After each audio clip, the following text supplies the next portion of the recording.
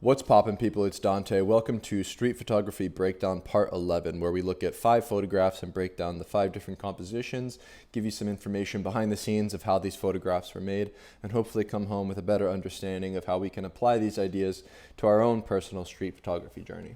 And so here in example number 1, we have basketball in Mumbai. And so a lot of the time I follow my intuition when I enter a new place, going down the different alleys and streets that are otherwise unnoticed or not charted as a photographer. This to me is the simple pleasure of exploration, is to go somewhere outwardly into the world, into the unknown, and sort of just go with the flow, right? I don't really go to any particular location thinking this is a hot spot, right? This is going to be like the shot. But this is just some random beach town that I wound up, I got in a taxi and I told the guy, okay, the sun's setting. Hey, take me to the closest beach, right? And he just took me to the closest beach, and then I explored the street. And yeah, I wound up at this particular scene. I noticed this family. I noticed this potential photograph to make, as there was this boy playing with the basketball. We have the beautiful light. We have the beautiful background with the color. And so I made sure to position my body in relationship to that boy there, and I was recognizing this pattern of him throwing the ball in the air over and over again. And so when you recognize these patterns in human behavior and gestures and moments, you can then work the scene. And so what I did was I stayed put and I clicked the shutter more than less, and I sort of didn't leave the scene until the scene left me. And so I allowed the child to play with the ball over and over again as I got closer and closer, dropping to a lower angle to separate that moment from the background, in relationship to this boy in the foreground who fills the center of the frame. On the left-hand side, we have the man with the green shirt who's standing tall in the background, filling that part of the frame, in relationship to this dog that swooped around the boy's ear, and that statue of a religious figure on the sort of ledge there in the background. There's a couple different elements here that combine, from the moment of the basketball to the color of the man's shirt, the color of the wall. We have the beautiful textures of the wall in the background. There's vibrant colors due to the light and the way the golden hour sort of fills the frame here with that beautiful cascading light, shadow, and color. We have the shirt on the boy in the foreground with that yellow bright color. There's just a lot of vibrant elements that make this frame successful. We have that basket on the right hand side in the background, that sort of different detail that, there's lots of details that you don't necessarily notice when you're pressing the shutter, right? There's just so much chaos, you can't really put it all together. But in order to create order out of these chaotic situations, you have to simplify the sort of situation down to a few different elements, right? I see a boy with the basketball. There's the decisive moment. I see a beautiful color wall. That's my backdrop. There's beautiful light. That's what's filling the frame with vibrancy.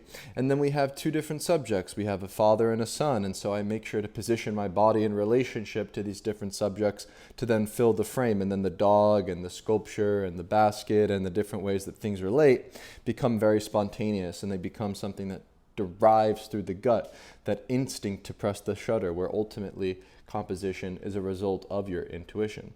And so example number 2, we have Schuylkill River docks here in Philadelphia. I love to ride my bike along the Schuylkill River Trail, once again photographing during that beautiful golden hour. This is around the time between the blue hour and the golden hour. You have that beautiful kind of cool light. It's a bit nuanced with the light here. It's kind of interesting.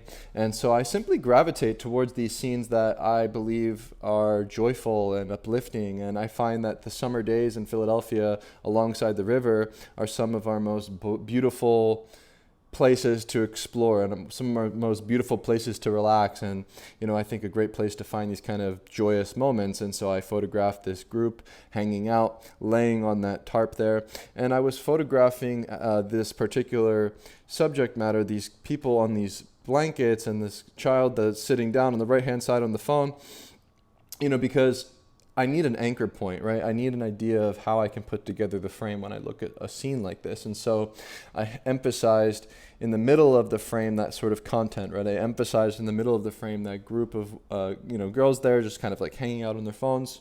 In relationship to the leading lines, the background, I was aware of this element in the frame initially, right? I was aware of the different ways in which I can include the dock in the foreground, the dock in the background, in relationship to the water, to sort of set my stage. And so I have my anchor point, I have my background, and then what I was doing from there is building the composition from the way in which the people in the far background, we're sort of walking along the promenade. We have the reflection of the sort of fishermen in the water. We have people that are sitting alongside the docks. And so I'm kind of working simultaneously back to front and front to back. And so I'm looking at the world in front of me as a visual puzzle for me to solve as a photographer to create these compositions. And then I noticed how there was a child coming from the foreground. And so as I was making this picture and as I was composing, I quickly angled my camera down slightly to then fill the frame in the foreground and have this decisive moment of the girl entering the frame. And so we have the result of the composition at the Schuylkill River docks, a beautiful summer day here in Philadelphia, a composition made through positioning my body in relationship to this scene in a way that allowed me to fill the frame with visual interest. And so we have example number 3, the snake tattoo. This is another photograph made alongside the Schuylkill River Trail where I love to walk and I love to ride my bike. And so I simply go to those places that I really enjoy visiting, and then I ultimately come home with more interesting photographs because of that.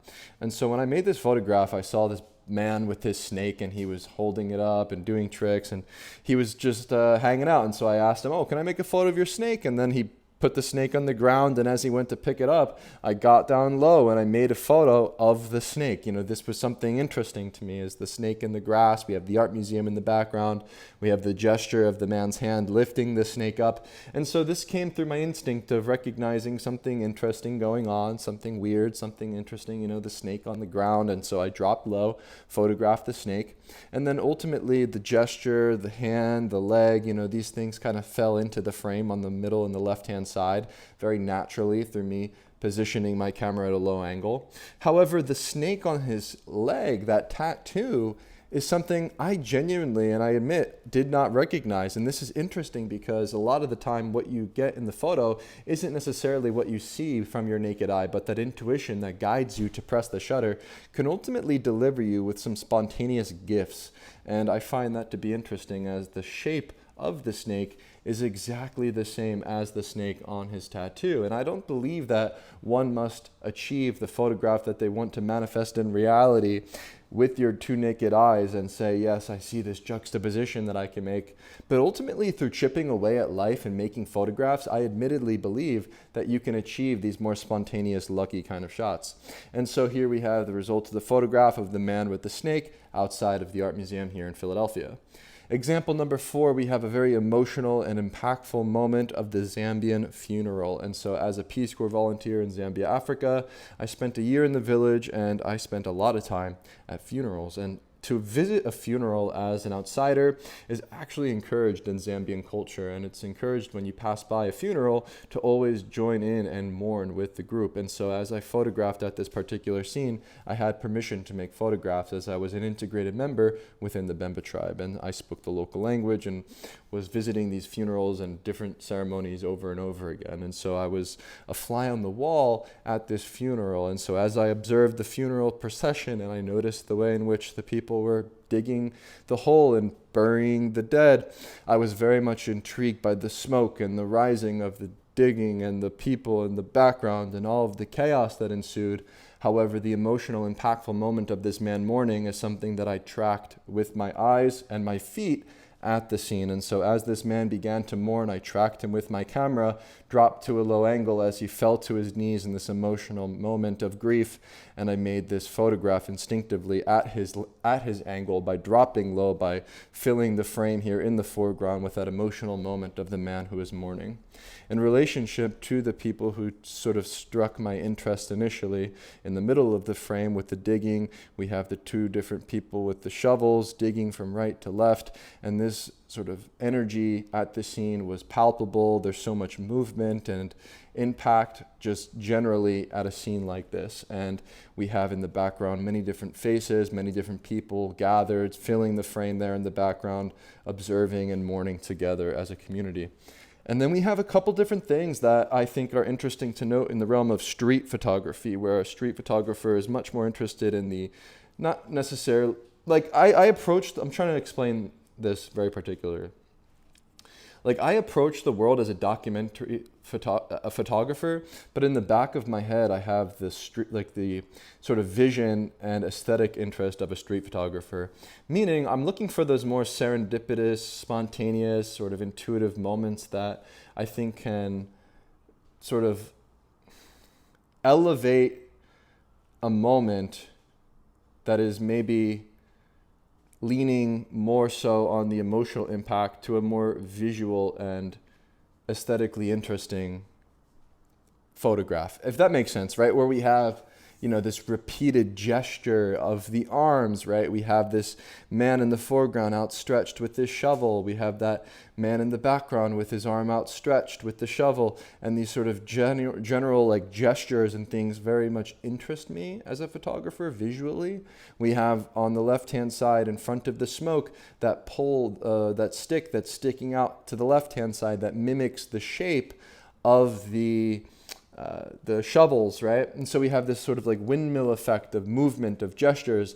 And what I was trying to say is, as a street photographer, when I'm in a situation like this, I'm very much interested in the geometry, in the formal elements of what makes a composition, as well as the emotional impact that a photograph can make. And so as I look at the background here, we have this clean separation between the subjects and the sky. By dropping to a low angle, I was able to fill the frame. I have on the left-hand side, once again, the smoke, that sort of dust that's rising and filling that part of the frame, giving more emphasis to that stick that's sticking out.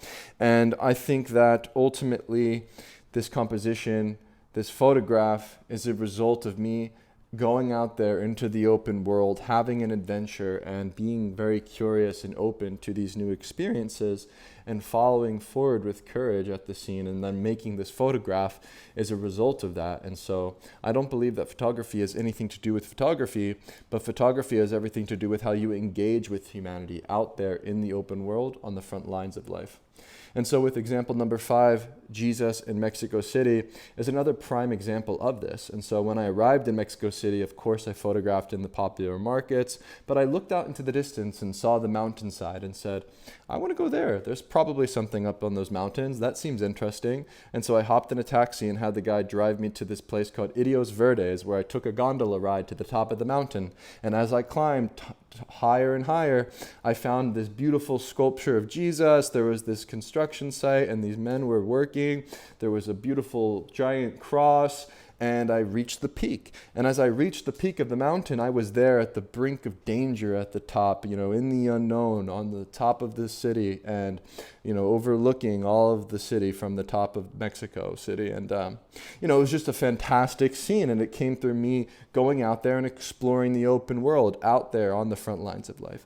And so as I looked at this scene here, and analyzed the different elements in front of me, I very quickly and intuitively recognized this sort of sculpture of Jesus with his arms outstretched. And as I made this photograph, I was working back to front, plugging in Jesus and the mountainside there on the right-hand side of the frame, so that I could make a relationship between the man in the foreground and the sculpture of Jesus in the background. And so I intuitively and instinctively knew that I could make a relationship between that sculpture and a human in the frame. And so as I made this photograph, all that was left for me to do was have this human element fill the frame. And the man came into the scene, outstretched arms, Mexico, Mexico, screaming. And that moment became a bit more mysterious as his face looks tense, and there's something more moody and emotional in his facial expression, with his arms outstretched at the scene.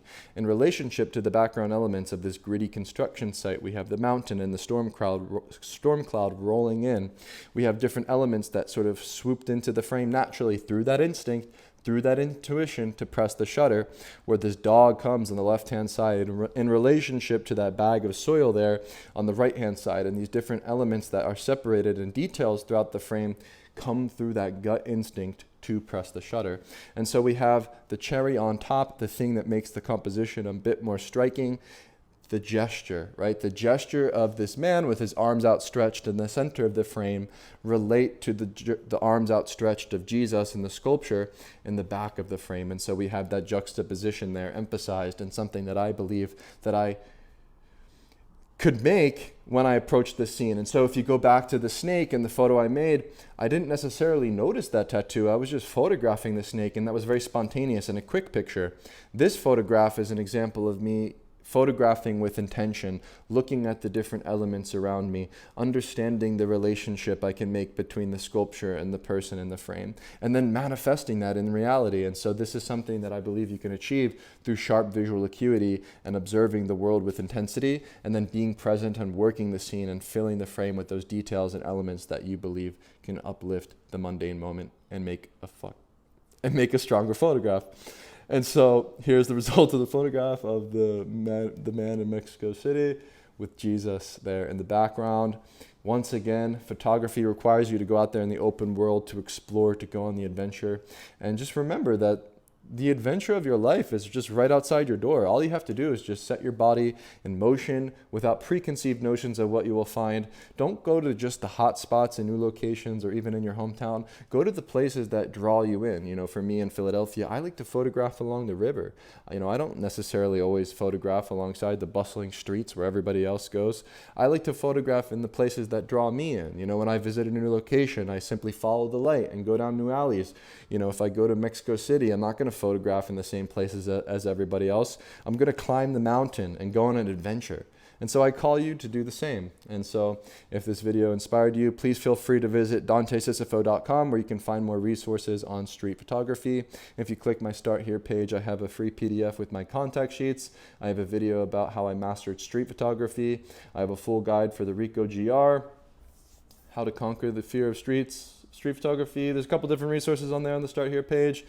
Feel free to visit my YouTube channel. I've got a playlist with the behind the scenes videos from my trip in Mumbai, India, and there's many more videos to come. So if you enjoyed today's video, thank you for watching, and I will see you in the next one. Peace.